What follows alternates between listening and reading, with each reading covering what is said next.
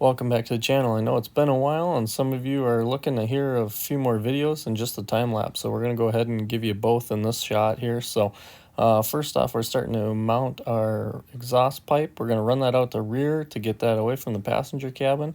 Plus it's going to not get ripped off by any of the brush as we're going through the trees. But if you like this video, give me a thumbs up and look forward to hearing from you.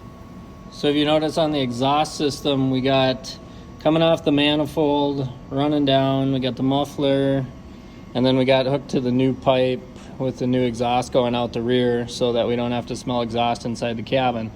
The only issue is two things. She's mounted rigid right here. It's rigid, okay? Rigid. Up to the manifold, rigid.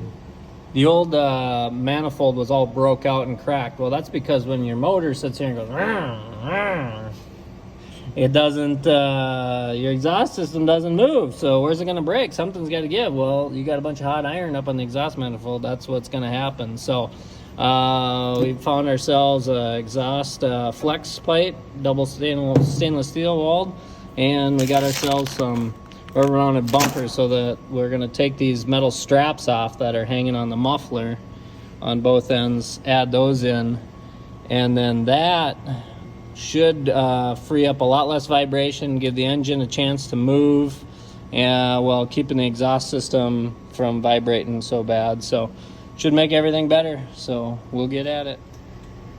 As you can see, after I sawzalled the pipe in half, you can tell there was a little bit of tension there already. She pinged and loose, so the flex is definitely going to help it survive the torque of the engine.